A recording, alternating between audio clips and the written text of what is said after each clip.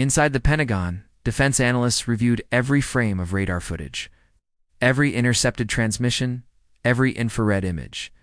Lessons were learned, but few changes were needed. The systems worked as intended. The sailors performed with discipline. Communication between ships and command centers remained flawless. For the U.S. Navy, the engagement reaffirmed its combat doctrine: control the sea, deter the enemy, and defend the fleet at any cost. Meanwhile, across the Middle East, the tone shifted. Regional actors watched carefully. Nations that rely on the Red Sea for trade understood the stakes. Disruption in these waters doesn't just threaten warships, it threatens global commerce, oil shipments, and economic stability. In many ways, the Carrier Strike Group wasn't just protecting American interests. It was protecting the arteries of world trade that connect continents. The Houthis, for their part, released statements declaring victory, but few believed it.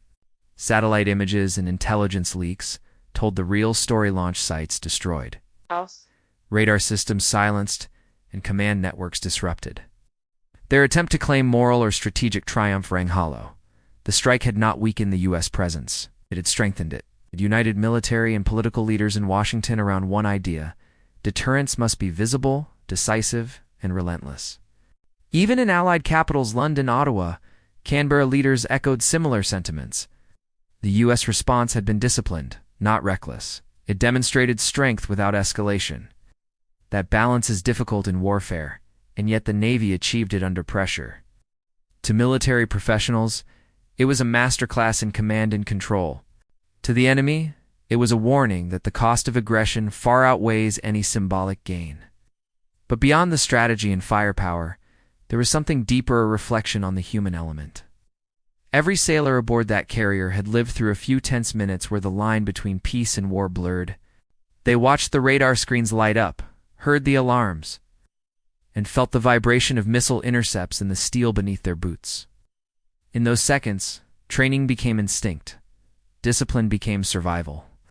And afterward, when the adrenaline faded, they knew they had faced one of the most dangerous moments of their service and prevailed. The incident will likely fade from headlines, replaced by the next global flashpoint. But in the quiet corridors of naval academies, defense think tanks, and warship command rooms, it will remain a case study, a lesson in readiness. A demonstration that deterrence isn't about talk, it's about posture, precision, and the will to act. In the end, the Houthis' attempted strike didn't just fail, it backfired. It exposed their reach, revealed their launch sites, and reinforced global confidence in American resolve. For the U.S. Navy, it was another day upholding a legacy built on sacrifice, strength, and control of the seas. And for every adversary watching, carried one undeniable message: you can target the flag, but you will never sink the resolve behind it. The Red Sea returned to silence. The Carrier Strike Group continued its patrol, steady and unshaken. The world watched and understood once again why those who test the U.S. military often learn their hardest lessons the same way: through failure.